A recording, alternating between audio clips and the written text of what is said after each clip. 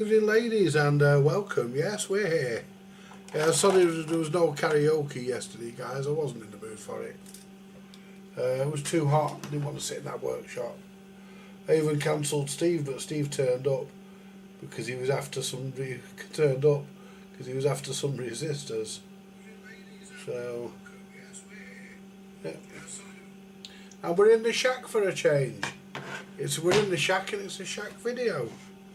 Because we are going to service the President Jackson Mark II. What I've done, I've downloaded and printed off the relevant sections of the manual. I've got the whole manual. I've only printed off the alignment procedure because there's nothing wrong with this radio, apart from the fact it's slightly off frequency. And I want to do an alignment, and because that's what we're all about. So if I go to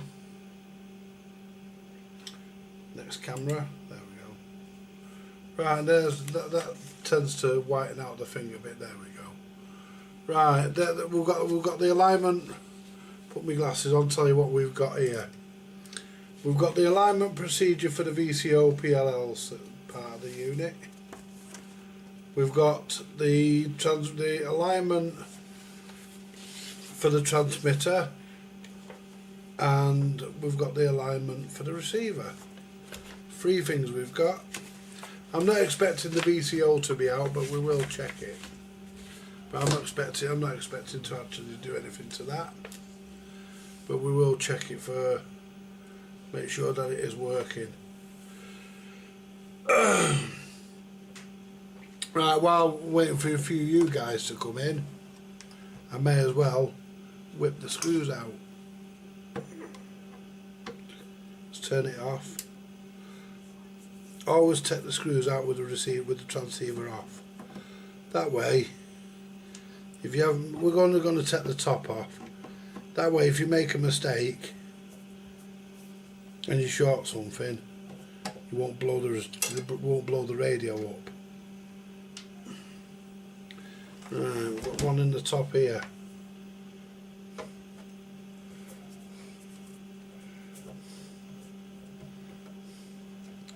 I'm not sure who makes these now. I think it's CRT makes these now, but they used to be made by Uniden, and I'll tell you what, Uniden don't half love their screws.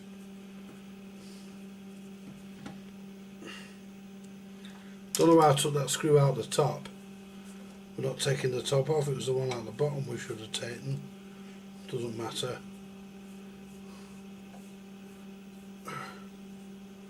Yeah.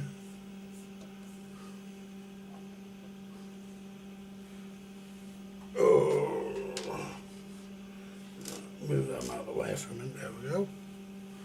Take the screw. We're already connected to the test set, and the test set's on, warming up. Probably be warm. Probably be operating enough. Probably good enough now for taking measurements. Yeah.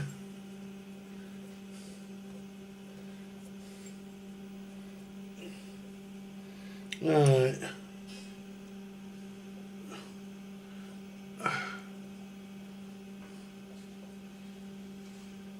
Hey Courtney!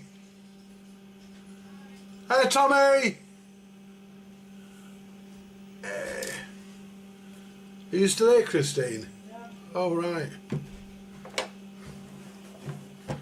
Right, so move the microphone.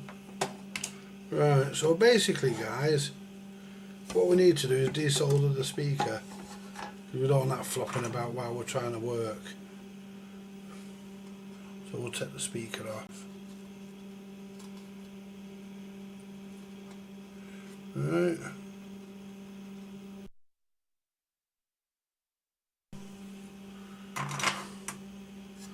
Right, so we can move the top out of the way, and I'll put that out of the way there. Right, it's actually pretty nice inside this. This doesn't look like, although this is a Lincoln. Sorry, this is a Jackson Mark II. Doesn't look like the alignment points don't look like what I've seen on the. Oh yeah. Right. Because there's our alignment points there. Will we have the tea, Laura? Right, so what we can do, we can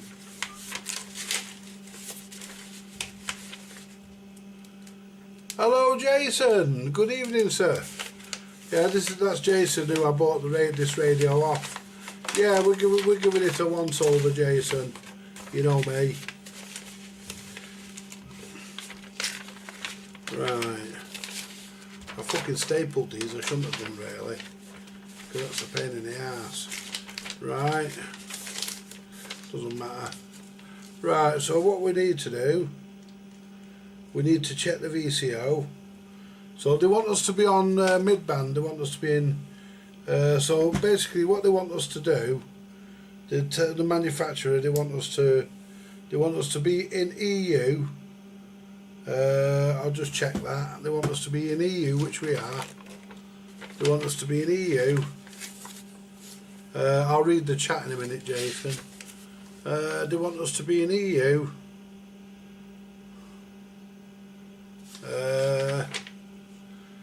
Yeah, EU, comma E. Yeah, they want us to be in EU. So we're in EU, AM, FM, doesn't matter. RX mode, channel 40. So they want us to be on channel 40. So let's put it on channel 40.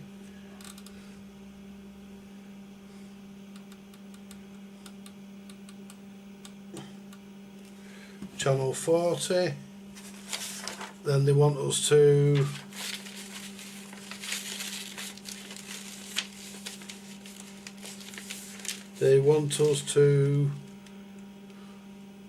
we want the fine and coarse in the centre, so make sure that that's where's the clarifier, there's, make sure that the knob goes the right all the way from end to end, and make sure it hasn't been pulled off and put back in a funny place.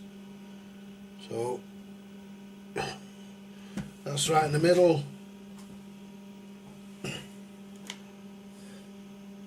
Yeah, the radio's working okay.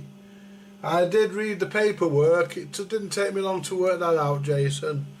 But yeah, it is slightly off. It is slightly off.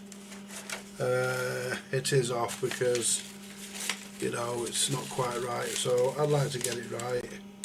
So for the with the finding course in vertical position, connect a voltmeter to TP1 and adjust L402 to reach 2.4 volts plus or minus, sorry, 2 volts plus or minus 0.02 volts. So now what we do, we go to our chart. We want L402 and test point 1. L402.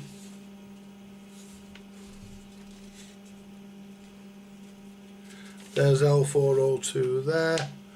So what we need to do is get the meter. We need the meter. We want to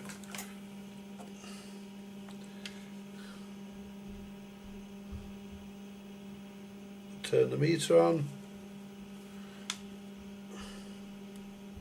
Right. I'll do my best to see that you can see all this, guys. I'll certainly do my best. Right. So what we need to do is find, is that going to be negative? We don't know. I would have thought so. I don't know whether they have an isolated chassis on these. Right, so let's go to test point 2. Sorry, test point 1 I think you said, didn't you? Should I double check that? You should always double check. Might have been test point 1. Yeah, TP1 and adjust L402 to 2 volts. So TP1, throwing that out of the way, and I fucking need it there outside of me. TP1 is just here. TP1, there's L402. Where's L402? L402 is there. Can I see it on the fucking circuit board? Would help if I could fucking see it down here. L402. Oops. That's not it. That's going to be your detector, or that's your filter. It's going to be L8, L14, L.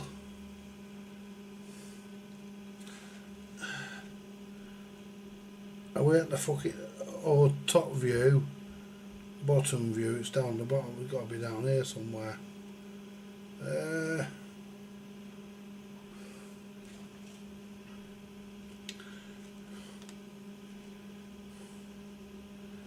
That's your top view. So it's in the middle of the fucking board somewhere. Right.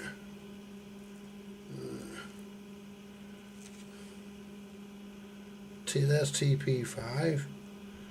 Where's fucking TP1?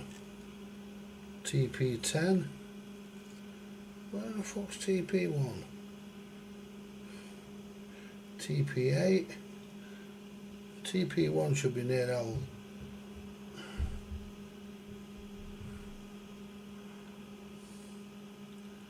And am I out? Is it even the right same board? It should be. Yeah.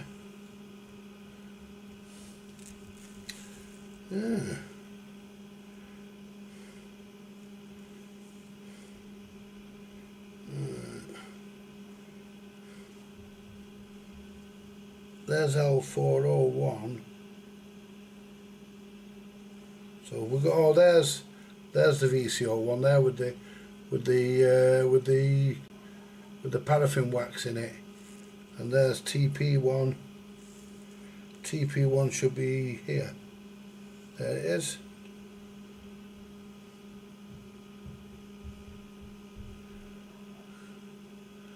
.9 volts.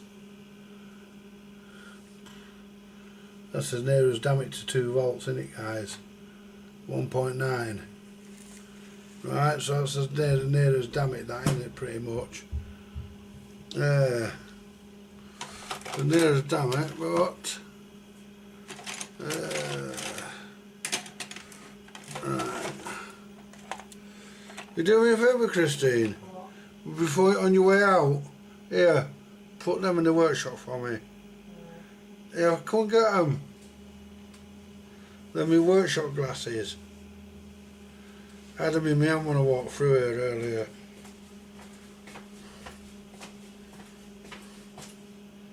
There. Right, let's find the correct tool.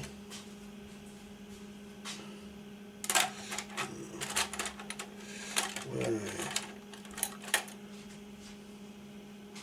And that's it. Right.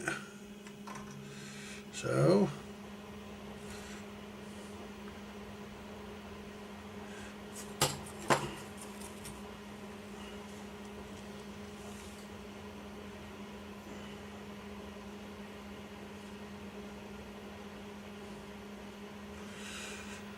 right, well, we're in.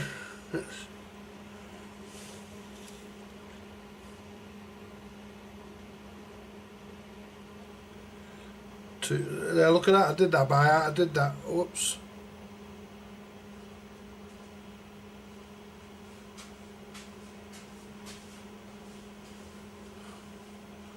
.03. It's pretty much not bad.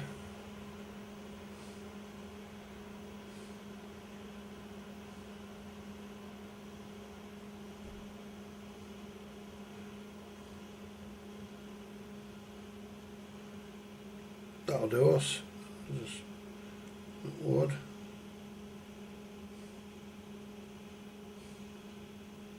Yeah, that'll do. 2.18. That's good enough. Right. So that's the VCO set. Let's just melt the solder back over it again so that there we go. There you go. That's the VCO set. We're on channel 40, aren't we? Yeah. Right, what it wants us to do next, guys, I'm probably going to do this in 2 parts. What it wants us to do next. Right, so that's the VCO set. So what it wants us to do next.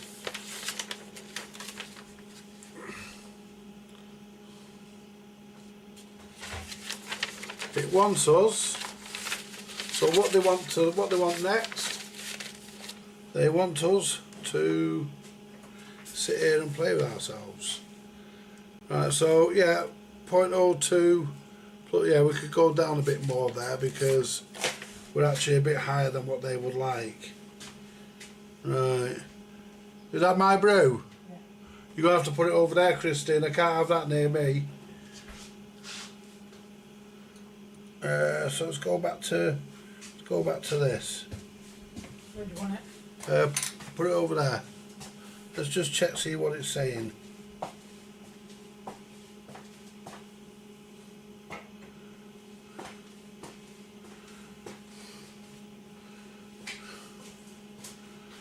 .02.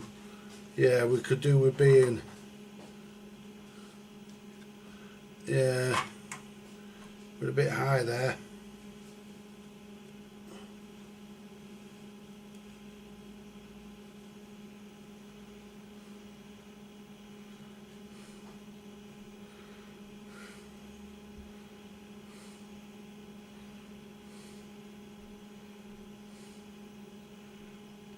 Can't seem to get it lower than that. There you go. Oh no, I had it there. Put a tool on it. There you go. We're getting it there. There you go. 2 point, that'll do us. That's spot on. Right. There you go. That's the VCO set, guys. So now let's see what they want us to do next. Finding course in the position. Yeah, we know that. Leave that in the middle. Connect the voltmeter to TP1, and we want to go to channel 1, RX mode. We're in receive mode, by the way. Now we want to go to channel 1. So if I lift the radio up, channel 1, TP1. So test point 1, and they want us to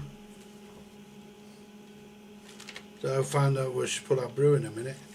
We want 1.7 volts. We want to check for 1.7 volts plus or minus 0.2 volts. So there's no adjustment here. We're just checking the voltage.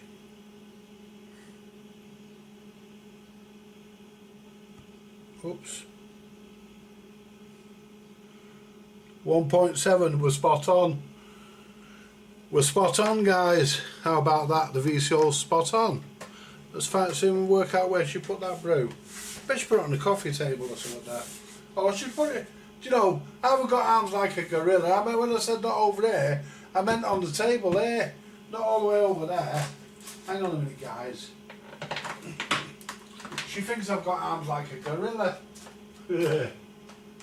Oh, Christine. I mean, I know I've got a big mouth, but it ain't that fucking big to reach all the way over there. I can have it here at the side of me, I just can't have it on the table where the radio is. Right. So, that's that part set up. So now let's go to the next step. We're going to do half of this tonight and the other half we'll do in the next part. We'll do another part. Right, so now they want us to connect a frequency counter to TP5. I'm not going to do that because I'm going to skip that because I haven't got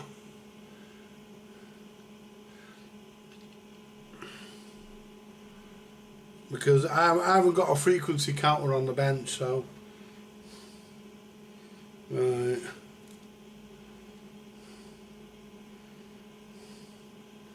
right, so we've done the VCO anyway, so we're gonna skip that a lot.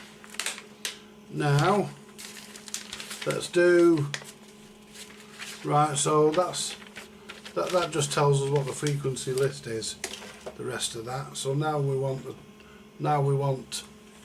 to set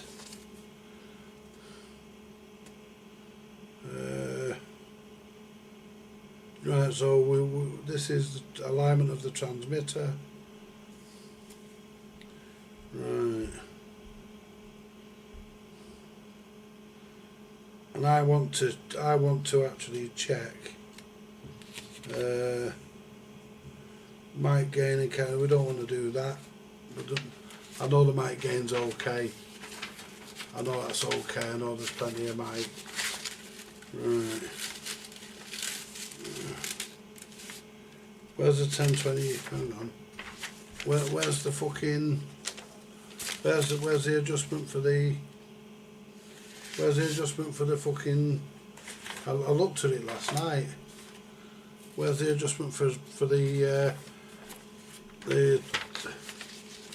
10.24? Right, so we've done the VCO. Yeah, that's right.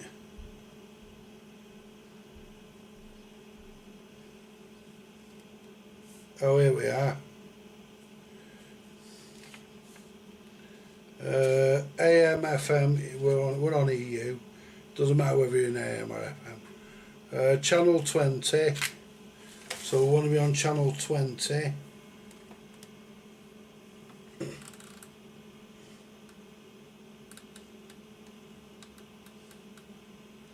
Channel 20. And we want to adjust L73 to reach 27.205 megahertz, plus or minus 20 hertz we can be. Just hit that button to bring the. So let's go to the.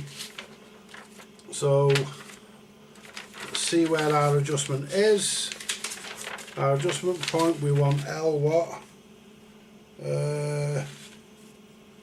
L273.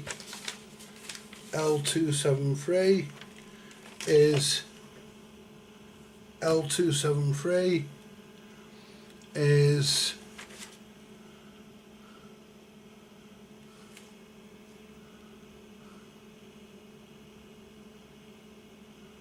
it should be that fucker there, that top one. So we get the little tool. Where's my mate Mike? Come here, Mike. Now what we'll do, we'll adjust this, and I'll show you guys. Right, L273 is this adjustment point here, guys. Now if we go to the other camera,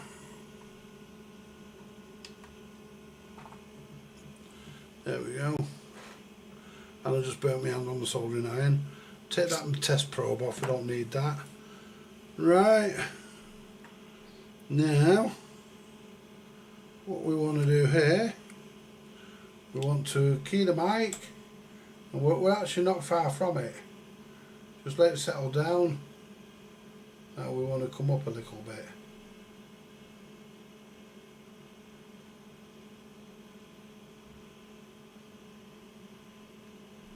Go the other way.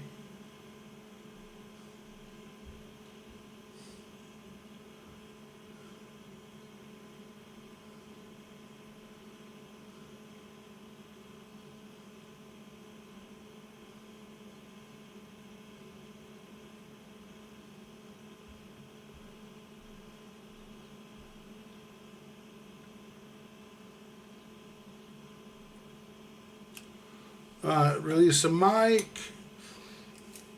I'll take it you guys can all see that. Oh well, you easily. So now we'll blip the mic again. We'll press the mic again. Yeah, 27.205. Yeah, point 1. We're bang on, guys. Audio. Yeah, we've got plenty. We've got deviation there. Right, what we're gonna do. Now let's look at the. Alright, so what we're gonna do, guys, we're gonna split this up into 3 parts, really. What we're gonna do, we're gonna split this up into 3 parts. We're gonna turn that meter off. So we've done the VCO, and we've set the frequency tonight. So we've done the VCO, and we're on frequency. Let me just check we're on frequency on UK FM, because I use UK FM, not very often, but so we need to flick that. Let's turn that soldering iron off. I'm getting interference from it, I always do. There you go. Right, so we want to turn the radio off, turn it back on.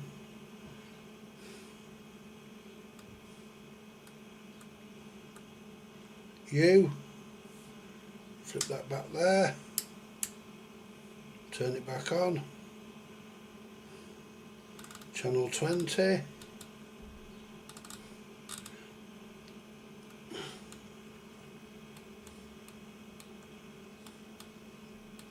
There we go.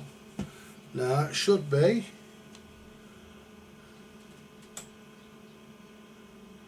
27,79125.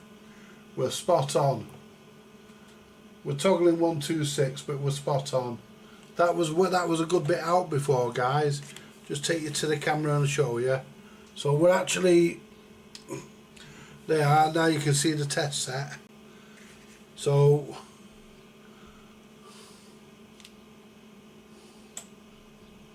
there we go. We're only doing 2 watts. If we turn the RF power up, got a fucking RF power somewhere. I think that's on the volume. Couldn't think that's it. Yeah, that takes us to about 3 watts. But this can do 10 watts in its other mode. In its extended mode, somebody's put a switch on the back. I'll talk about that in a minute. But we're not.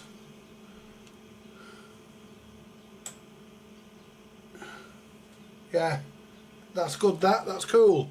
We're absolutely now bang on frequency. Now let's go to. Let's go to.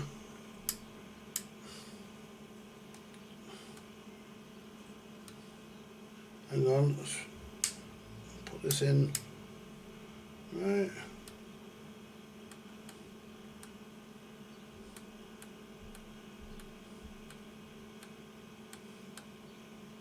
Oh, hang on, I've not done the switch. Where's the switch? There you go. Let's turn it back off and back on again. So we want to move now to, I think it's B. I'm not sure. Turn it off. Turn it back on. Now let's go to channel 12.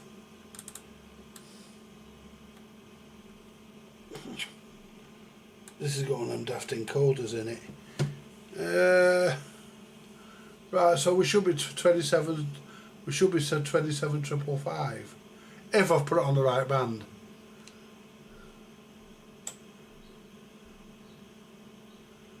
$27,555.49. No, we're slightly off, but not by much. Only by a point. There, look at that. We can live with that. Let's make sure that the clarifier hasn't moved.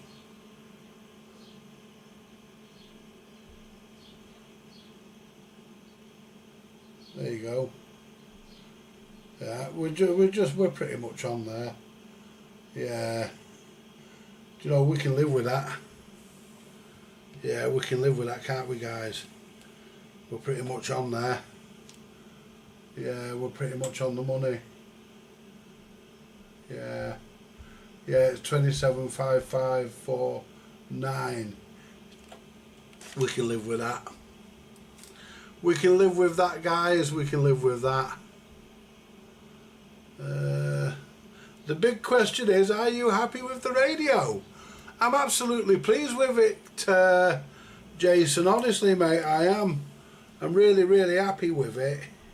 Let's turn it off now, because what we'll do, we've done. I'm not gonna adjust. I'm not gonna adjust a TX power, because I don't think there's any need. There's no need to adjust a TX power. But we'll look into that tomorrow night, where we need to. Now, what I'd like to do, guys, is just come here. Right, just wrap the test meter and stuff up. Right, what I'll do, guys, I'm going to explain how this has been done, and the way I think I can explain it. Right, if I get my tool, my ceramic tool, just have a sip of my brew.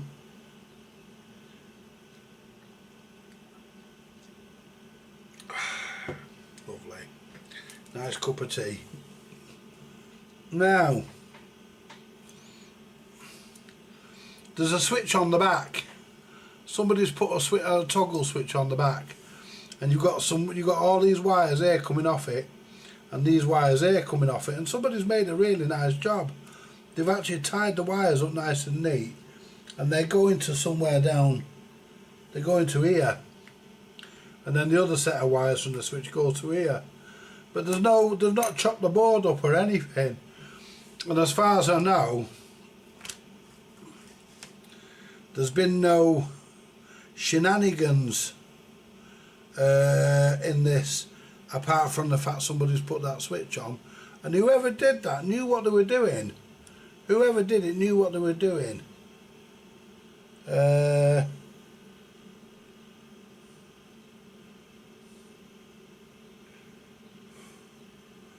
You know, whoever did it. Yeah, whoever did that, guys, they bloody knew what they were doing. Whoever did this knew what they were on about. They knew their onions. That's true, that's a fact. Whoever did it knew what they were doing. And they haven't destroyed it. They haven't destroyed it by chopping the board up, not I can see anyway. Whether there's anything on the other side of the board, I doubt it. But there's nothing, certainly nothing on this side. The board's really, really nice, and as you'd expect. I'll zoom in if I can get to the zoomer, because there's remote controls in the other room. There we go. I'll move that a bit. There we go. There you go, guys. So all we've adjusted here, we'll get me little pointer, we've adjusted L, can't remember what it was now.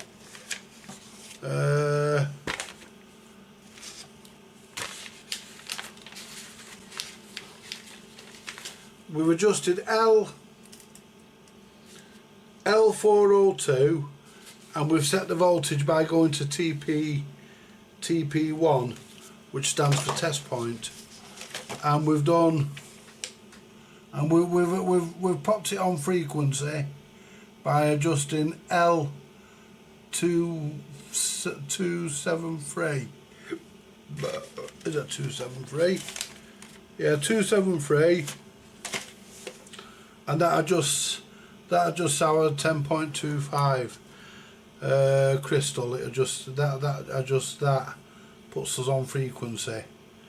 And there are other things for the VCO setup, but I just don't see the need to do them.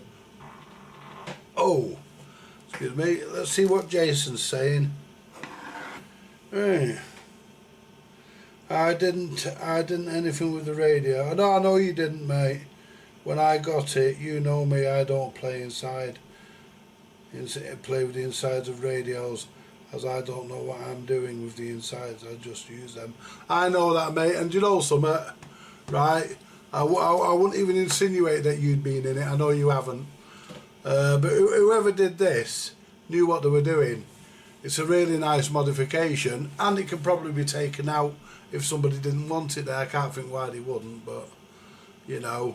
But these are actually UK approved sets, I believe. These Jackson 2s, I believe they're UK approved, because I read the book of words, the instruction book of words, and it says that's 3 watts. So it says that it's 4 watts and across everything, so even SSB. So I would imagine these are UK approved. Basically, it's basically a multi-norm with SSB on it. You know, it's basically a multi-norm with SSB. Oh, I need to leave that for. I need to. Oh no, I don't need to put the speaker back in tonight, do I? Because we're going to be doing another video tomorrow night. So, going to be coming back tomorrow night with either the transmitter or the receiver. So tonight we've done the VCO because I want to sit and have a chat with you guys as well. I mean, no fun otherwise. Let's turn the test set off. There we go.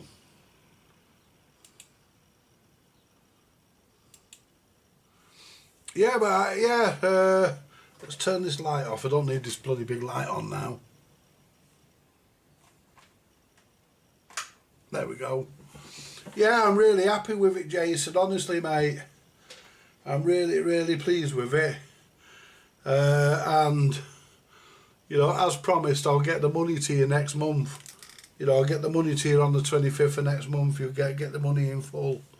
You know, at the price we agreed. You know, yeah, I'm really happy with it, mate. It's really clean. It's nice. It hasn't been fucked about. It hasn't been fucked about with, in the usual sense of the word. No one's been at the VCO apart from me. I can tell because of the way the wax was. So you know, I'm really happy. I mean, to be honest with you, right? To be honest with you. Yes, told you it was okay. Oh, I know that, mate. I didn't doubt that for a minute. You know, but when all said and done, guys, right, let me say this. Right, when all said and done, I've never come across a multi-norm that hasn't need to be adjusted. You watch my friend Richard's channel, UK CB Radio Servicing, and he has to do every single one that comes in if they can be done. A lot of them can't. But he does every one that comes in, and they're always out of spec. They're not out of spec, but they're always just slightly out of alignment. And he does an alignment on all of them. And I knew this would be out. They always are. But it's never been played with.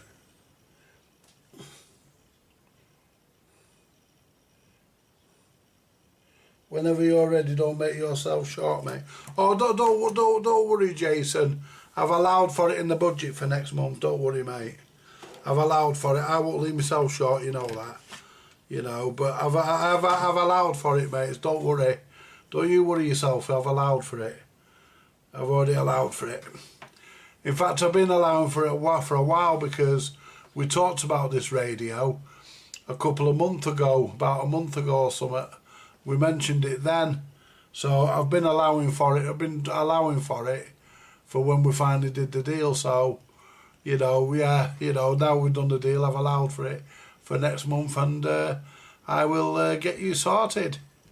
Yeah, I got an email, just to briefly divert from the radio for a minute. I got an email from, what's his name? I can't remember his name. Oh, Carl. I got an email from Carl Stock, who owns the Quad Stuff, and very sadly, guys, his mother passed away on the 19th of this month. His mum passed away, and I sent him a very nice email offering me condolences and stuff, and I told him, you know, in his own time, he doesn't have to rush. You know, I'll send it out when he's ready for it. You know, I won't rush him. It's been here 12 months. Another a bit longer won't make any difference. And besides, you know, I've got no right to mither him anyway. It's been here 12 months. He should be mithering me. You know, it's been here 12 months, so he should be mithering me, really. But he's been very patient with me, guys, honestly. He's a really nice lad. So that same lad who I did that music centre for, that Ferguson Studio 50. You know, the one that's, it had a load of blown transistors, cracks in the boards. The record deck was missing, so I had to put a deck in it for him, and I put him a nice Garrard SP25 Mark III with a I'd say a nearly decent cartridge. It was one of them fucking Groove Tool cartridges. I don't like them. I don't like them because they cause hum, but you know, for that you'd never notice something like that.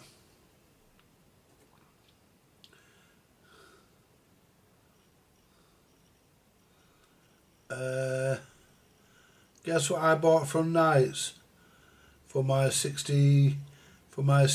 6900 SS. Go on, what did you buy? I think you told me, did you? Was it a microphone or something? But go on, remind me. I think you might have already told me, Jason. Where's everybody else tonight? How many have we got in? There's only you coming in. Not that it bothers me, but it'd be nice to have a few more faces in. We've got 4 people watching. Come on, let's see a few smiling faces. You can own the field. Or fucking Iceland. Why is my thing gone a bit dim? That's it. Yeah. Come on, guys. Pop in and say hello. You can't say you weren't notified of, you know, it's been waiting to go live since about 1 o'clock this afternoon.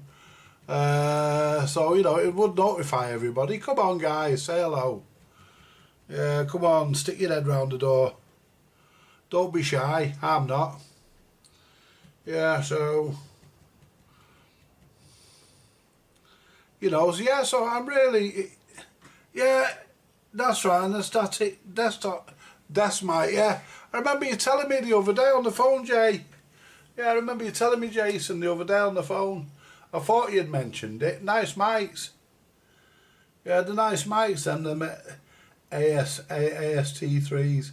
Yeah, they're nice mics. Yeah, I bet you boom out with that, don't you? I bet you sound really good on it with that. I mean, let's face it.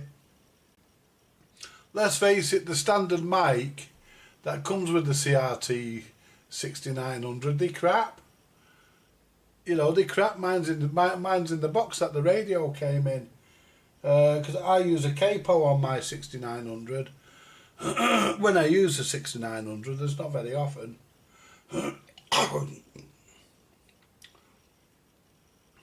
But yeah, I am really happy with my purchase there on this, Jason. Yeah, it's a really nice clean radio. It's really good. I'm really happy with it. Definitely happy with it, mate. Yeah. You know, that's all sorted now, pretty much. What we'll do, we'll go over the receiver tomorrow, probably. It's either going to be the receiver or the transmitter. Go over that tomorrow, and then we'll do. You know, I'm gonna get free videos out of it. I'm gonna get free lives out of it. I'm gonna come on live again tomorrow, and the following day. I'm gonna get free lives out of doing this. This one radio, and then when we. Oh, pardon me, guys. Yeah, that fly was loud, wasn't it? Yeah. My memory is bad. It's nice.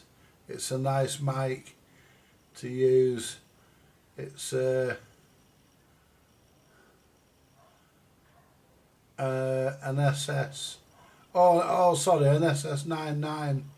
Yeah, not the 69. Yeah, sorry, mate. Yeah, they're not far off though. They're pretty much the same thing. the 6900 and the 99. They're pretty much the 9900. Yeah, they're pretty much 900. If I can get it right, yeah. They're not far removed from each other. You know, they're like I say.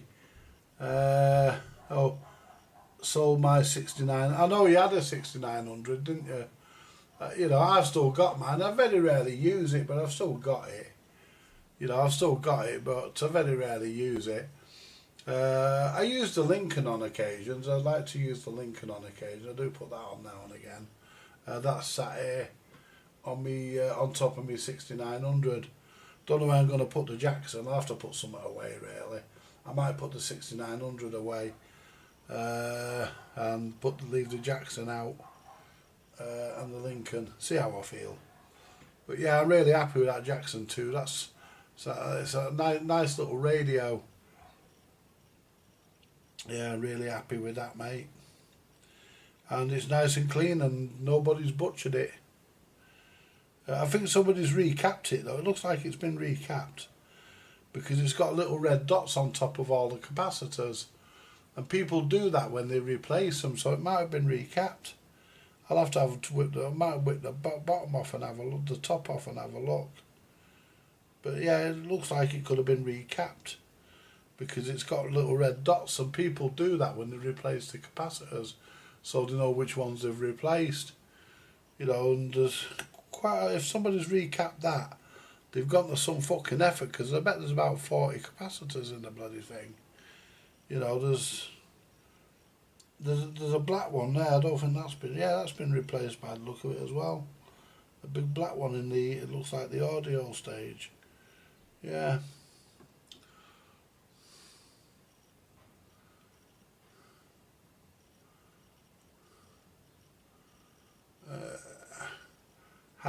I had two of them and like them that much.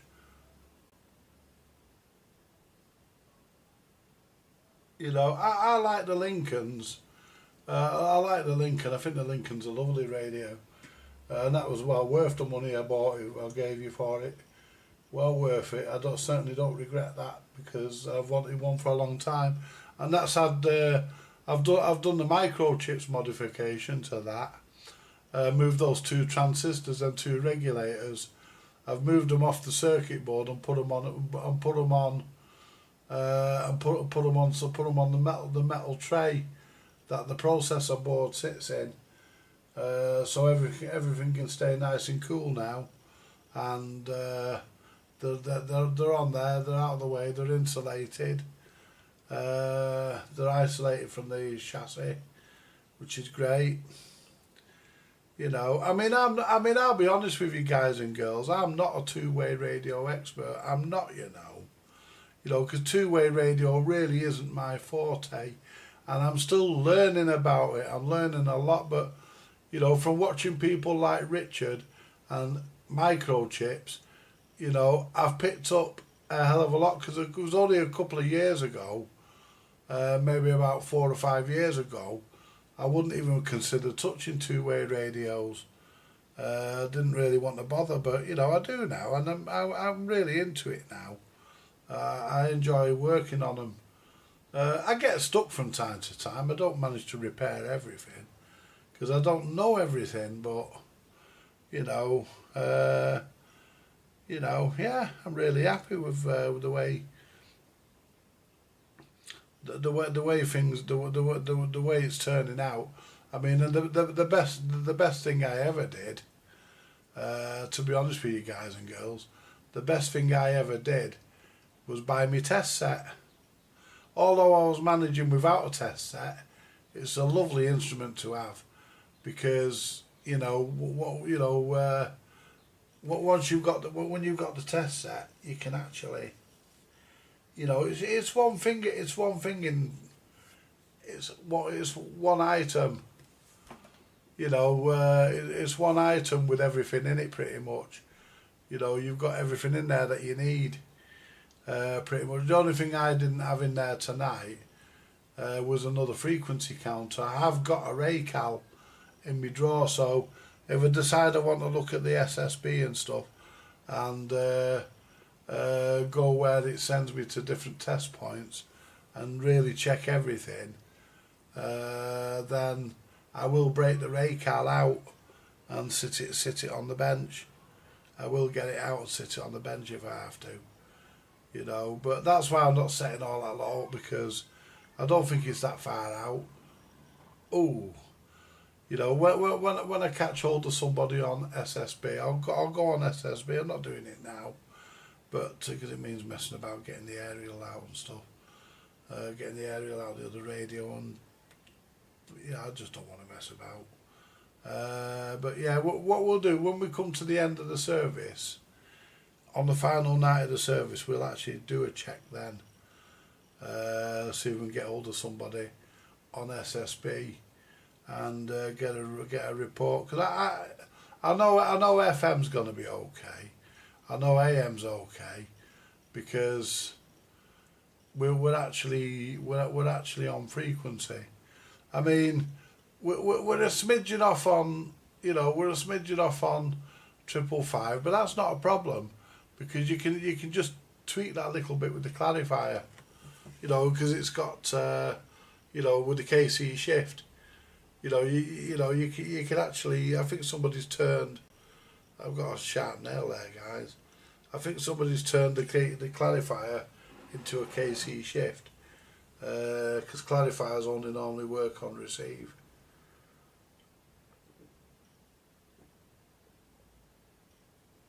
But that works, I think that's been unlocked, it works on both. Mind you, you can actually go in the menu.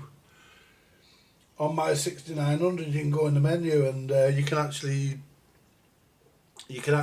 check, you can actually set whether the clarifier operates in receive, transmit or both.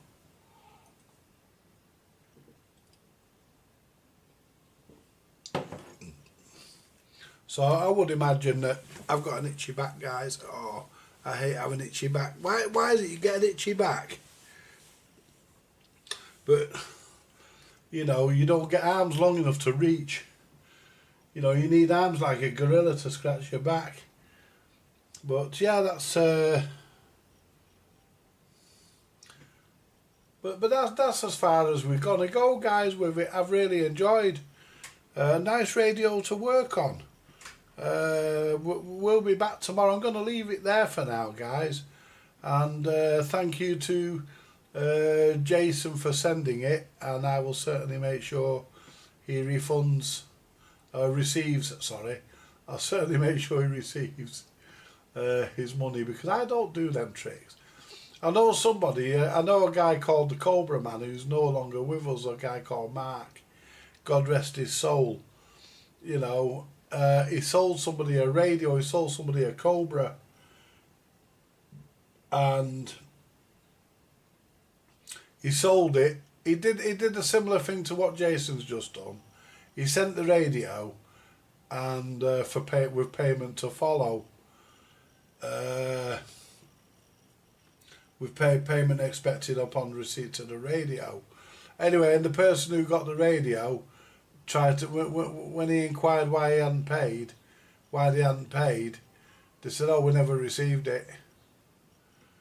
And they had received it. He knows they received it because it was tracked and it was delivered, and they just never paid him for it. And that's dead wrong. You don't do that.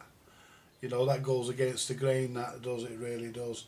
That's like putting your hand in his wallet and taking the money. You know what I mean? It is, guys. It's, you know, no, I know you trust me, Jason. I know you do, my mate. Because if you didn't, you wouldn't have sent the radio out. You know, I mean, but that being said, everybody trusts me. You know, I've got one of those faces that people just sort of adhere to. You know, and I remember once when I was fighting for custody for Laura, which I won, by the way, guys. I did win it in 2008. I did win it. Was granted it by Crown Court.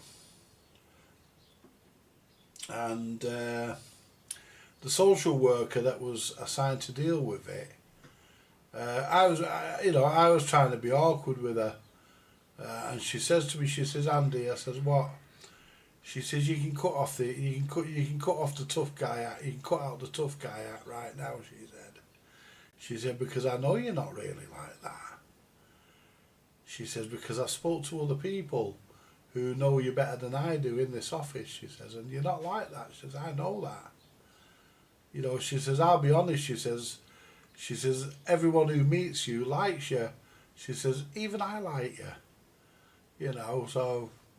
I said, well, that's my cover unmasked then, isn't it? She said, sort of. Oh, you know, well, fuck it, why bother? You know, she's seen right fucking through me. Probably said to one of the others that knew me very well, says, you know, what's he like? And probably said, oh, he's brilliant, you're a really good guy, and I am really. I was just being difficult for the sake of being difficult, you know.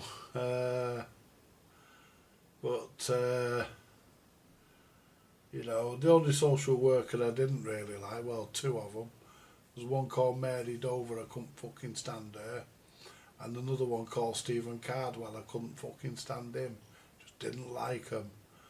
In fact, I threatened to hospitalise I threatened to put that Stephen Cardwell in fucking hospital, threatened to hospitalise the cunt. What happened was, he threatened to report me, this was back in 2004, he threatened to report me, because he spotted me, and I was riding Laura on my crossbar on my push bike. Laura liked to ride the crossbar. You know, she enjoyed it. She used to jump on all the handlebars, and I used to ride back home with her. Or if we were going somewhere, I used to ride it. You know, she used to sit on the crossbar. She used to enjoy riding on the crossbar. Anyway, I mean, she was a lot thinner then. I wouldn't want to pedal her fat ass about now, but. He threatened to report me, and there was no need for that. You know. Is that you? Where's your Stanley knife, Andy? It's here. Stanley knife. It's here, why? I've got to take it to Mo's. We've got two different kind of blades. Here. You got the money? Yes. I told you Mo's sell blades. I've just been in now. When you come back, do me a cup of tea. What blade is it? Well, they'll know. Are they? Would you want me to take the blade out? Yeah, take the blade out, that's what I want. Right. Let me take the blade out. Make sure you don't cut yourself with it. Try not to cut your throat. Give us a minute. You do that when you come back. It'll only take me a second to get this out. Yeah, it's getting hard, guys. I wanted to order some Stanley blades for my Stanley knife off eBay, and you know you can't buy them on eBay now, but you know why?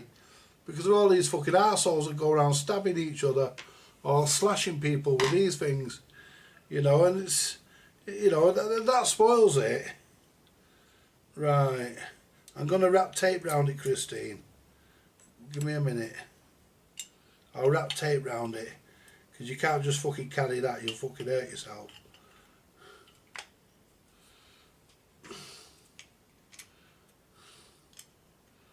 I'll put tape round it. Where's that red tape?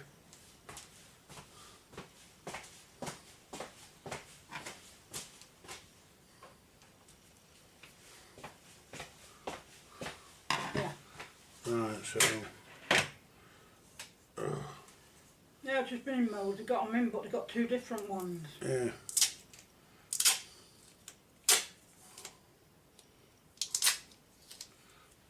Right.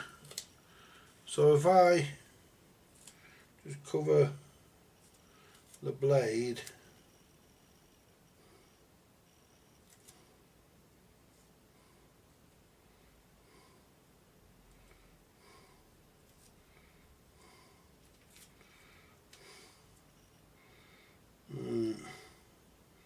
I want to leave the top like that open so you can see the fucking blade.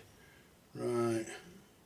Hang on a minute. There's a bit of the blade sticking out at the edge.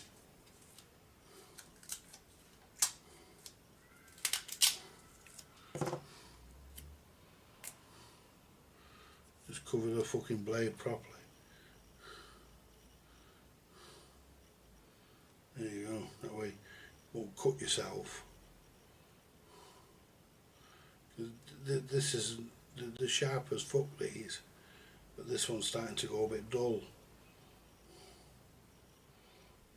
I got two different blades. Right, that's the one you want. Right. Oh, you want the money? I'll give you £3. It shouldn't be any more than that. No. If any more than that, it's fucking tough. Is there any more than that, flash your tits about. In a minute. Yeah. I'm just kidding. Anyway, yeah, it's getting hard to buy Stanley knives, guys.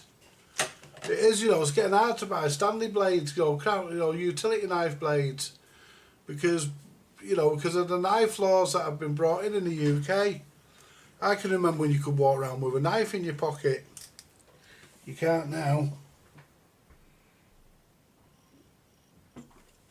But for people, for people like me that use a lot of Stanley knife blades,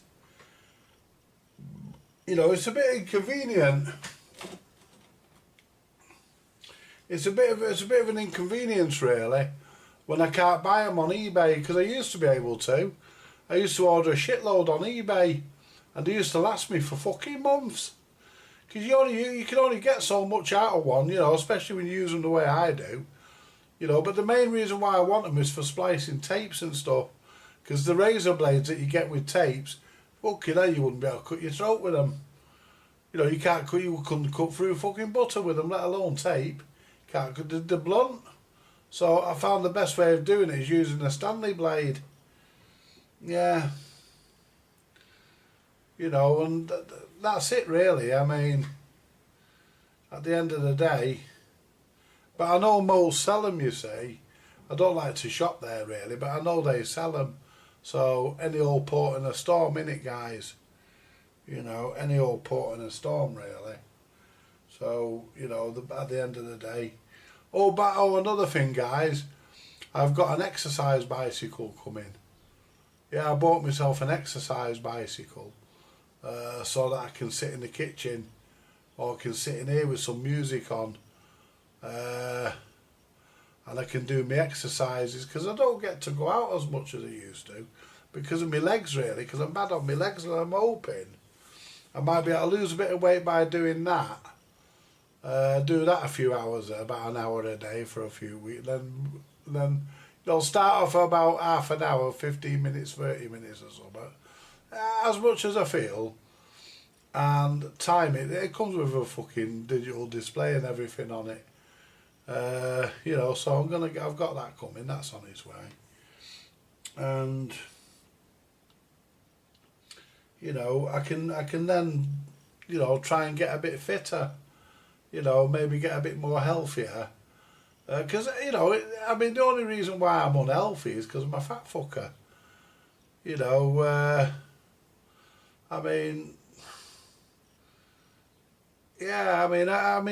I exercise a bit, I get myself down a bit.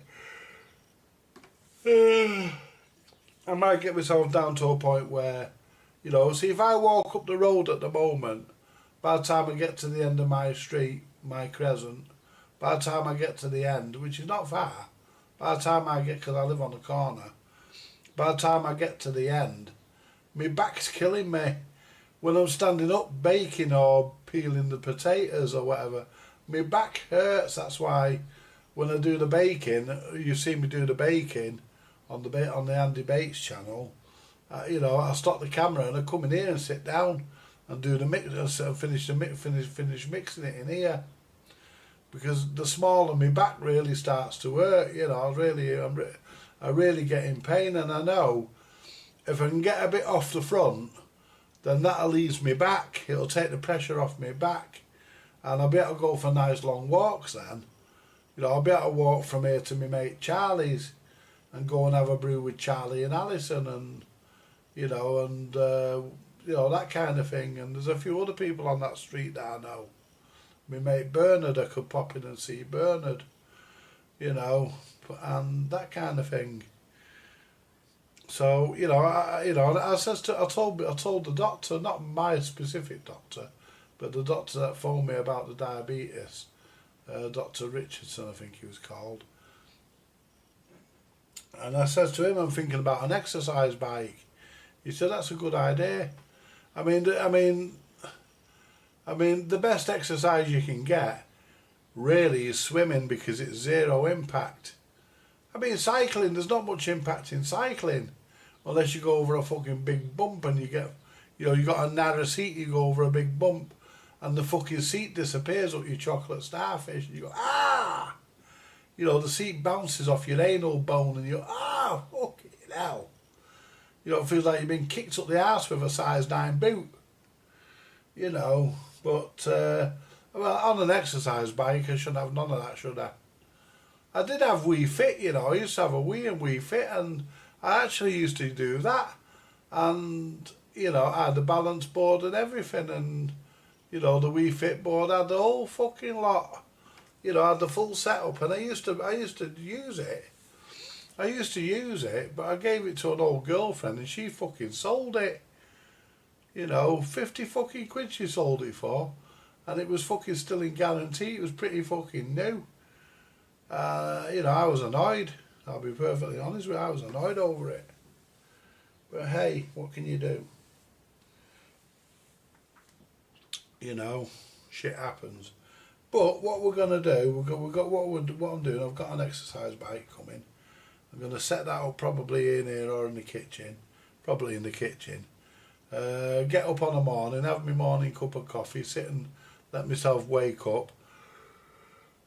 I might even have a shave in a bit, and then once I've had my first cup of tea and I've woke up, then I shall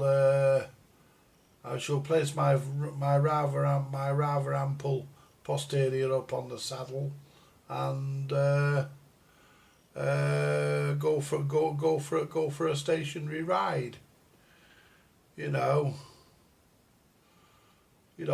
Exercise bikes are a bit like BMXs or rally choppers, aren't they? You pedal like fucking go nowhere. Fucking true that though. And fucking rally choppers, I had 3 of them. When I was a kid, I had 2 red ones and a purple one. And I never paid for any, I got them given. I got a purple one off a guy called Mr. Watson. He lived next door to my friend Colin. Got that off him. I can't remember where I got one of the red ones. I think I found it on the tip. I brought it home. And I got the other red one off one of our neighbours, Johnny Morris. Because it was his son's, and his son never rode it. But it used to be left in the garden. And when I didn't have a bicycle, I used to nick it to go to the shops.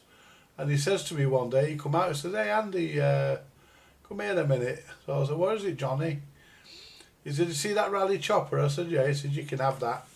He says, take it. He says, because my lad doesn't ride it. He says, he said, you ride it more than my lad. I said, what do you mean? He said, I've seen you. He said, I've seen you. He said, taking it out, creeping in my garden, nicking it, and then going to the shop and coming back and putting it back where you got it from. He said, oh yeah. He said, you've been doing it for weeks. He said, I've seen you. He said, but I never said nothing. He said, because you've always put it back. He said, the first time I thought it a bit strange. He said, but I'll just see if you come back. He says, and you did. He said, so I'll never send out to you because I didn't mind because you kept bringing it back every time. He said, go on. He said, you may as well have it. He said, my lad doesn't ride it. So I was, oh, thank you very much, Johnny. So, that was it, you see. I felt a bit guilty, really, because me and my brother and a couple of our mates pinched his car. We didn't do it to destroy it. We didn't destroy her out. We did it for we did it out of devilment. We did it out of devilment. What that was, he had a yellow Cortina Mark III with a fucking black vinyl roof. He used to siphon the petrol out of it every night. He used to siphon the petrol out of it and then run the engine till there was nothing in it. In the carburettor, he used to run the carburettor dry. Anyway, so me and our Willie and a few of us mates, we got some petrol. We got some petrol in a can. And we put it in the tank and we pushed it up the avenue. And then once we got to the top of the avenue, we jumped in it. And You could start a Ford with anything. Them Fords were so easy to take. I don't even know why they bothered putting steering locks on them. They were so easy to take. You know, you could start them with anything. Anyway, we got it started, and we drove it. We drove it to a place called Shent's Field, which is, I think it's gone now. Built all sorts of buildings on it now, industrial places. Hi, Clarence.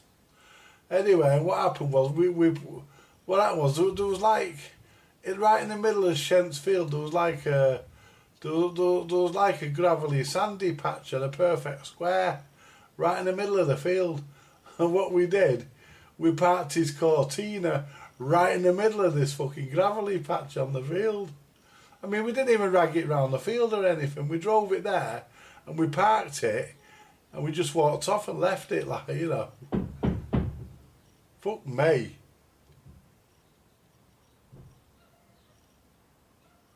Come through me ceiling, why don't you? Anyway, so we just fucking parked it and went home. And he heard it was me. I don't know how he heard it was me, but he heard it was me.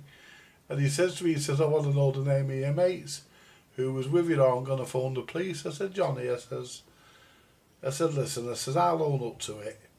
I said, it was me. I said, I'm not giving any other names. I said, if you want to ring the police, I said, go ahead and ring the police, mate. I said, we never damaged it or anything. I said, we just drove it from here. We put petrol in it, drove it from here, and we parked it right in the middle of that gravelly patch where you found it. You know, and yeah, we had a right laugh. Just did it for devilment, really. I mean, you know, we didn't want to destroy it because we know how much he needed his car for his job to get to work. So, you know, I mean, it doesn't make it any right. I mean, of course it does. It was wrong. Of course it was wrong, but it was funny. We just left it parked on an angle in this fucking in this fucking field on this gravel patch.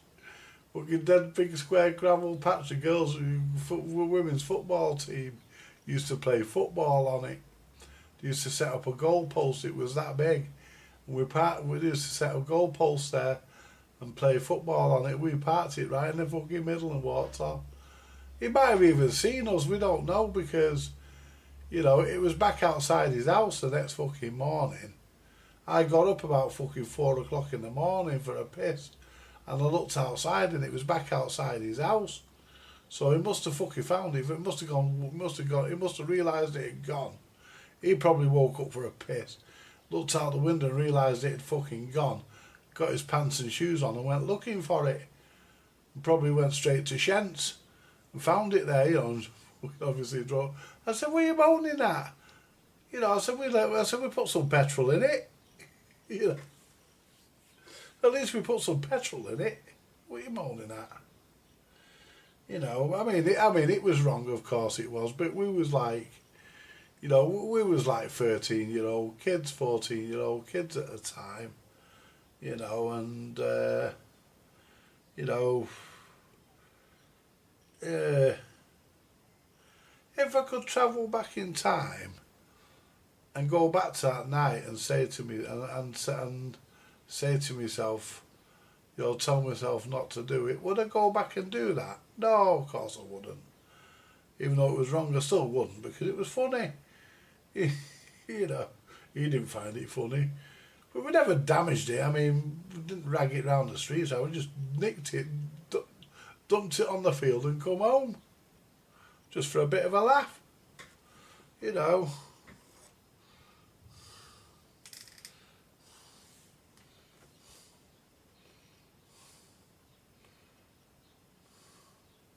You know, it was all a bit of fun, guys. You know, I mean, at the end of the day, you know, it could be argued it was wrong. Of course it was. Well, it can't be argued it was wrong. It was wrong, but it's like Fanny Hill that lived next to us.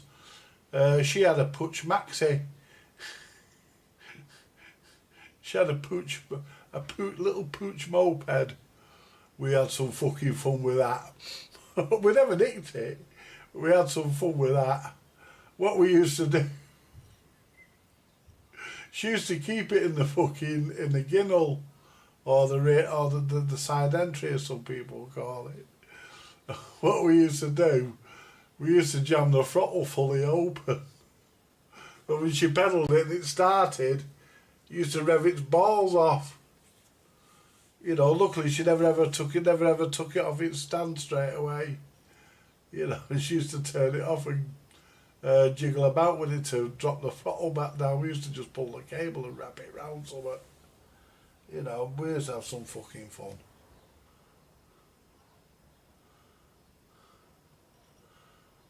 Friends of mine moved my Cortina the same way. No, it wasn't me. It wasn't me. Yeah. But, you know,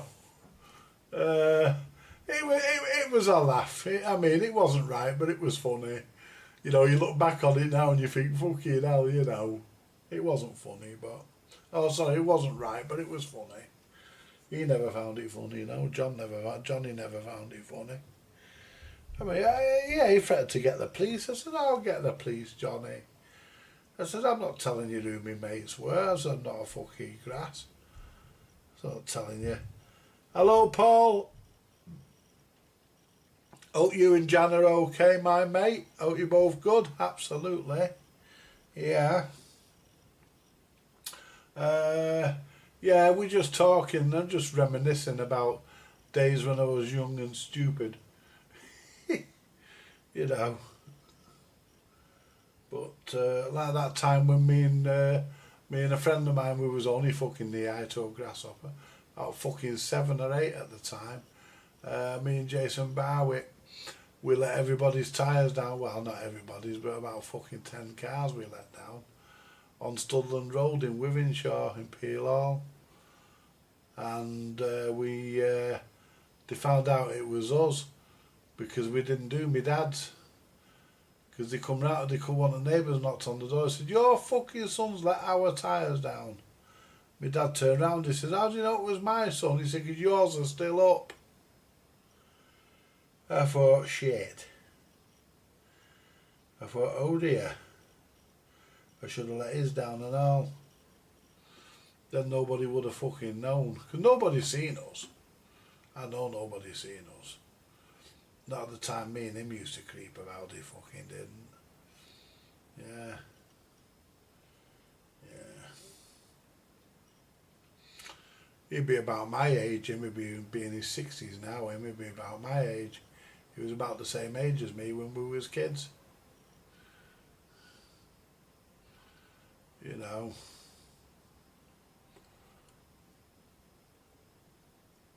We were all young and stupid, mate. How we survived, I don't know, mate. I know. I mean, I got many a clout off the local copper. We all knew the local Bobby on the beat. I mean, and I was saying to my mate Gary, I think it was Gary, you know, Gary who I got the Revox off, the lad I did repairs for. You know, I was saying, I was talking to Gary the other day on the phone. I phone him regular and he phones me irregular. We're good mates. Anyway, we spend a lot of time on the phone. I haven't spoken to him today, but I will tomorrow at some point. Anyway, and I was saying to Gary, you know, the one problem we've got nowadays is the lack of the Bobby on the beat. I mean, I'll be honest with you guys, I don't object to the policeman on the beat. I really don't. I mean, I thought the Bobby on the beat was a brilliant idea. You don't get beat Bobbies anymore. You know, they all drive around in fucking cars. How are they supposed to, you know, they miss a lot of stuff. How are they supposed to fucking spot somebody? You know, if they're in a fucking car. I mean, if they, you know, by the time they react, the fucking person, the perpetrator's fucking seen the fucking police car and gone. You know, but a copper on the beat, he was harder to avoid because he wasn't in a car, he was on foot. You know, and you know, you very rarely got away from the copper on the beat. You had to be fucking quick. You had to see him before he seen you. You know, but yeah, I was always getting a clip round the ear off the local beat Bobby when I was a kid. But I never went home and says to my mum and dad, I've just been smacked round the side of the head by the local copper. Because if I did, I'd have had to have said what for. And then I would have got a chance that I might have got a crack off them as well. So I used to take it on the chin to keep me mouth. I used to keep my mouth shut. You know, never used to tell my siblings either, especially my sister.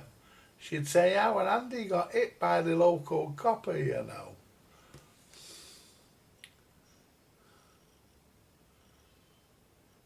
Well, that's it, you see. You know, that's it, you see, Clarence. That's absolutely true.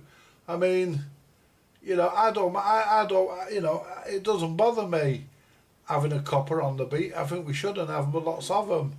They should take them out of the cars. You think, right? You know, I seen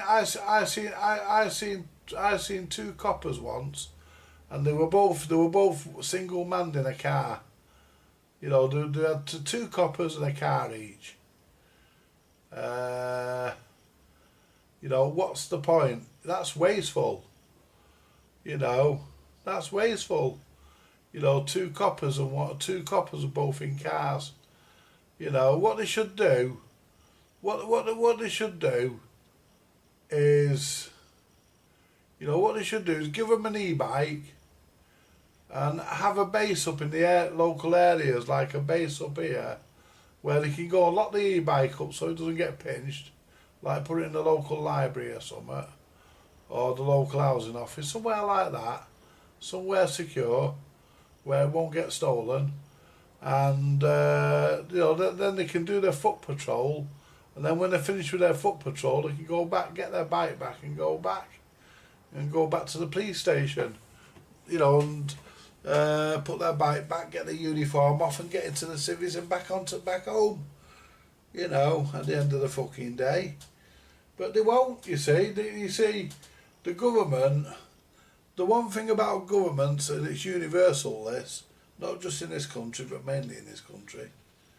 The one thing about governments love wasting money.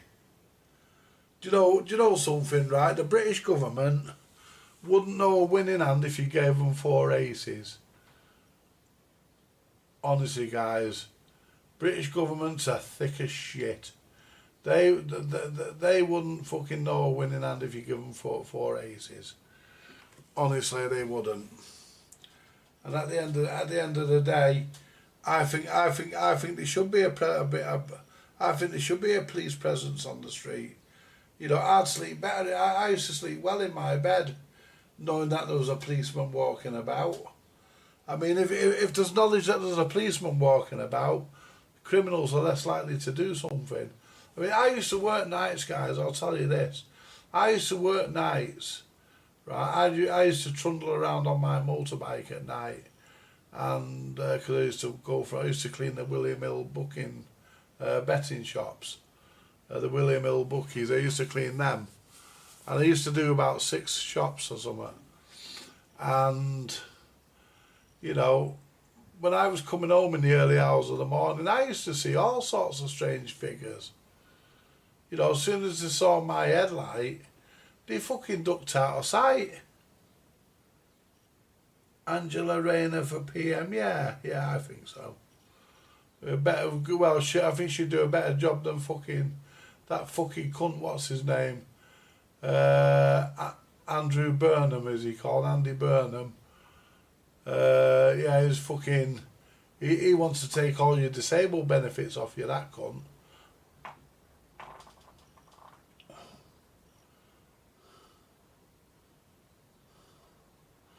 Yeah, I used to love working nights, Jason. I did.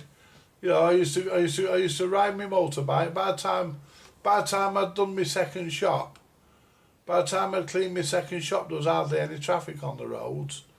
You know, so I could just blast down the fucking roads. I mean, I never used to in case I went past a speed camera. I did once on my fucking pea shooter. I did on my scooter. I fucking. I went down Stockport Road coming from Woodley. Went down Stockport Road, And I got caught by that fucking speed camera. It was hidden in fucking trees. I got caught by that fucking speed camera.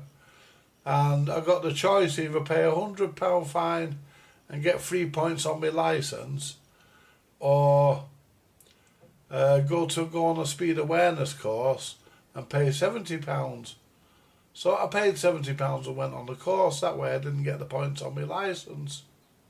I've never had points on my licence. Mind you, most of the time, never had a fucking licence to have points on, but I've never had points on my licence, guys. You know, I've always had a clean licence. And, you know, I need to I need to renew my licence, because I'm thinking about, you know, getting another motorbike. I'm only a learner, so I can only ride a 125. But I'm thinking about getting one. You know, lose a bit of weight and then get myself something like, you know, I won't get a genuine Honda CG 125 because they're expensive now. People want top dollar for them fuckers now. I'll get another Chinese clone. Because I didn't mind them Chinese bikes, you know, and Chinese bikes, I got on well with them. I had 3 of them. I had a Lifan, which basically looked like a Honda CG 125. And it was pretty good. It had electric start and 5 gears. And it could fucking shift, man. It wasn't slow. You'd expect a 125 to be fucking slow, but it wasn't. It weren't bad. Even with a fat fucker like me on it. You know, you could get fucking nearly 50 out of it, no problem. With a skinny person, I bet it'd have done 60. You know. But I could get 45, 50 out of it. And then I bought a scooter, because I was a member, I was joining the scooter club. So I wanted a scooter. So I bought a Cicada scooter, and it was only 18 month old. What I did, I bought it. What I did, I arranged with the fella it was in a place called Crewe. So what I did, I arranged with the fella for me to go and have a look at it. I took the money with me. I got the train there and I insured it. I cancelled the insurance on my Lifan. I transferred it over to the Cicada. I got the details off the guy, and I transferred my insurance over to the Cicada. I fell in love with it straight away. What a scooter, it was lovely. Nice 125, dead clean. It was 18 month old. It was on a 2010 plate. It was just 18 month old when I got it. Still like a brand new scooter. Anyway, a 4-stroke as well, because I'm not a lover of 2-strokes. I do prefer 4-strokes. They fucking start up easier in the winter. You don't have to sit there kicking the fuckers for ages. Just hit the button and away it went. You'll need a CBT, and the insurance is material these days, mental these days. Well, I'll talk about the CBT in a minute, guys. Yeah. Anyway, so what I did, I arranged the insurance because I knew I was going to buy it. So I arranged the insurance, and I got to the guy's house. I bought it from him. Yeah, 10-10 Jason, you take it easy, my mate. Yeah, 10-10 till we do it again and all that lot. You take it easy and thanks for coming in, my mate. Anyway, what I did, I transferred the insurance. So I got the train from Stockport train station to Crewe. I got to the guy's house. He started it up. Well, it was actually running when I got there. He was warming it up. Probably because he thought there might have been something wrong with it, which there was. I'll get to that in a minute. But it wasn't serious. Anyway, I bought this thing off. I gave him 500 quid for it. I didn't bother haggling. I bought it on eBay. So I had to pay the price anyway. I was bidding on it, and I won the bid, £500. And I got it on my credit card. So I went and drew the money out and got the train there. I paid him and I rolled it back home. It had a dodgy CDI. He never told me that. I don't think he knew. But he knew there was something not right with it. But yeah, and was burning a little bit of oil, considering it was only 18-month old. It was burning a bit of oil, but weren't a problem. Plenty of oil anyway, so I used to top it up every now and then, check it and top it up. Never a problem that. I bought a new CDI for it because it broke down on me. I thought it's not happening again. It didn't break down on the way home. I got all the way home with no problem. I came down the A34. Came down the A34 like a fucking stabbed rat. That could fucking shift, that little scooter. Anyway, and I then got rid of that. I then bought another one, I think called a Hyotian, which is another Chinese bike, and I sold my scooter. I was going to keep my scooter as well, because I was working, I could afford to have both, but because I was on a provisional licence, they wouldn't set up a dual insurance policy for both bikes. I could either have one or the other, not both, because I was a provisional licence holder. So I sold the scooter to the Mildred. I mean, it had no bulbs in it when I sold it because I'd robbed the bulbs. I had no petrol in it because I siphoned the petrol out, put it in my other bike, and the back tyre was flat because it had a slow puncture. I sold it Mildred for about 70 quid. Just get rid of the bloody thing. But it was about fucking... I'd had it about 5 or 6 years by then. I'd had it a good while by then.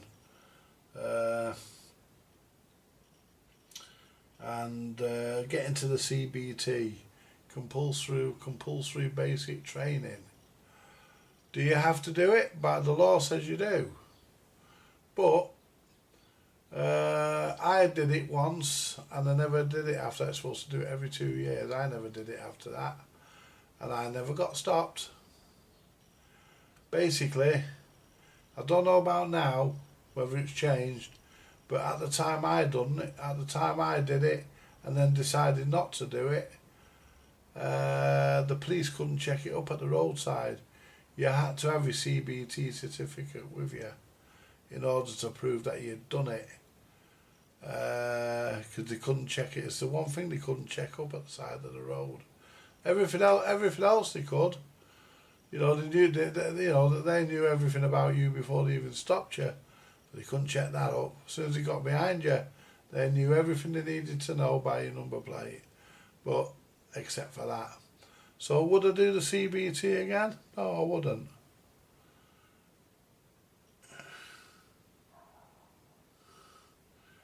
You siphoned the fuel out, you tight sod. Yeah, I know. Hey, I seen a guy the other day siphoning petrol out of a lawnmower. I thought, fuck, I hope I never get that thirsty.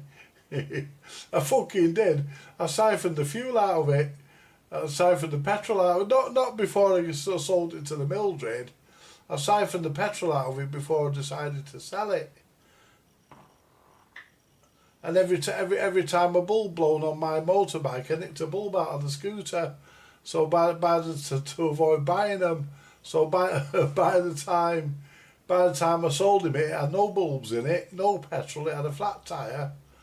It was fucking covered in shit because it had been kept out the back. It needed a good clean. Needed a good service actually. But, you know, at the end of the day, you know, I did let him have it for 70 quid. It was a good run. It was a good runner. It just had a new belt put on it before I laid it up because the belt snaps. So I had a new belt put, a new drive belt put on it just before I laid it up. So, you know, hang on. Oh, it's a shame you can't fucking fart in a fucking fuel tank, innit? Run your motorbike off farts. But yeah, at the end of the day, guys, you know, yeah, I did siphon the petrol out of it. Well, what happened was, when I bought my new bike, when I bought the Hyotian, I bought that off a friend of mine, and that had a full tank of petrol in it. It had £17 worth of petrol in it. Well, the Hyotian needed a part. It needed a few parts. It needed one or two bits doing to it. That's why I got it cheap. It needed a couple. It was MOT'd, but it needed a couple of bits doing to, you know, just to make it right. So I didn't ride it till all the bits were done. and that had a full tank of fuel. So what I was doing, instead of going to the petrol station, I was nicking the petrol out of that. I was siphoning the petrol out of that and putting it in the scooter. And then when I laid the scooter up, I fucking siphoned the petrol out of that and put it in my motorbike. But, you know, yeah. You know, but, because my mate Charlie rang me up, because one of the Mildred's sons or one of their friends went bombing down my mate Charlie's road. And Charlie rang me up, he says, Andy, I says, what? He said, have you sold your scooter? I says, yeah, I sold it to my mate Graham, the Mildred. He said, oh, okay. I says, why? He says, I was just going to jump in my car and chase it. He said, I thought it'd been pinched. He said, I was going to jump in the car and go after it. No, I said, I've sold it, mate. I said, it's legit. He said, oh, okay. Another time, Charlie seen it parked outside the bookies. I'd gone in the bookies in Offerton to pick the keys up to. I was covering another shop and they left the keys at Offerton, so I went to the Offerton shop to get the keys for this other place that I was doing, and because I told my manager to tell the person that did that shop to leave the keys at the one in Offerton, and I'll pick them up in the afternoon. So that's what he did. And Charlie rang me up and he says, "Oi," I says, "What?" He says, "Where's your scooter?" I says, "Round the back, locked up. Why?" He says, "I thought it'd been pinched." He says, "I seen it in Offerton outside the bookies." I said, "No," I says, "I was up that way this afternoon, Charlie." I said, "I had to go and pick some keys up for another shop." I said, "So obviously I was on my scooter." You know. So, all right, he said. As long as everything's okay. I said, "Yeah, it's round the back parts up." But locked up, and you know, I've got a ground anchor and everything out there. I don't know where the key is for that ground anchor now. I'd have to get my mate Mick with his fucking cordless angle grinder to cut the fucking lock off it. But I've got a ground anchor. I mean, the amount of times that the lowlifes round here, the oxygen thieves round here, the amount of times they tried to steal my motorbike or my scooter, it was unfucking real, you know. And I don't know why they fucking bothered, because they had to get through the bike's own steering lock, which is nothing, as you know.